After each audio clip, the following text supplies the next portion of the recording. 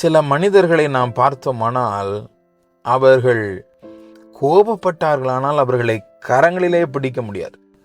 தேவையில்லாததை பேசுவது, என்ன பேசுகிறார்கள் என்று தெரியாமல் பேசுவது, ஒரு கண்ணு முன்னு தெரியாமல் பேசுவது என்று சொல்லி நம்முடைய பழக்க வழக்கத்திலே சொல்வார்கள் அல்லவா? அதை போல ஒரு கட்டுப்பாடு இல்லாமல் தேவையில்லாத வார்த்தைகளை பயன்படுத்துவது, என்ன செய்கிறார்கள் என்பதை ஒரு கட்டுப்பாடு இல்லாமல் எதையாவது செய்து விடுவது என்று சொல்லி பல மனிதர்களை நாம் பார்த்திருப்போம் இந்த உலகத்தில். யாத்ராகம் 2ஆம் அதிகாரம் 15வது வசனத்தில் இங்க மோசேயும் அப்படிப்பட்ட சூழ்நிலையில் தான் இருக்கிறார். அவருக்கு வந்த கோபத்தின் விதமாக ஒரு எபிரேயனும் ஒரு எகிப்தியனும் சண்டை போடும் பொழுது எகிப்தியனை கொலை செய்து விட்டார். இந்த செய்தி பார்வோனை போய் அடைகிறது.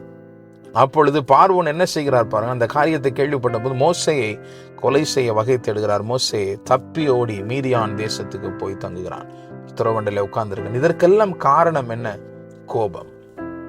மாளிகையில வாழ்ந்து கொண்டிருந்தவன், இளவரசனாக வாழ்ந்து கொண்டிருந்தவன், அங்கே பார்வோனுடைய மகளால் மிகவும் கவனிக்கப்பட்டு ஒரு சொகுசான வாழ்க்கை வாழ்ந்து கொண்டிருந்தவன். இதையெல்லாம் இழக்க காரணம் என்ன? கோபம். பிரியமானது என்னுடைய பிள்ளைகளை, இந்த கோபம் நம்முடைய வாழ்க்கையை அழித்து போடும். இது யாரு வேண்டுமானாலும் இருக்கலாம். இந்த உலகத்துல ஒருவேளை சொல்லலாம், அவர் கோபக்காரர் தான், ஆனா தங்கமானவர். கோபக்காரர்னா அப்புறம் என்ன தங்கமானவர்? கோபம் ஒருவனுக்குள்ள இருந்து விட்டானாலே அவன் இரும்பை விட மோசமானவன். அவனுக்கு மதிப்பே கிடையாது இந்த உலகத்துல. ஆகவே கோபம் ஒருபோதும் உங்களுக்குள்ள இருந்து விடவே கூடாது. கோபத்தை எடுத்து போடுங்க. யார் மீதும் கோபப்படாது.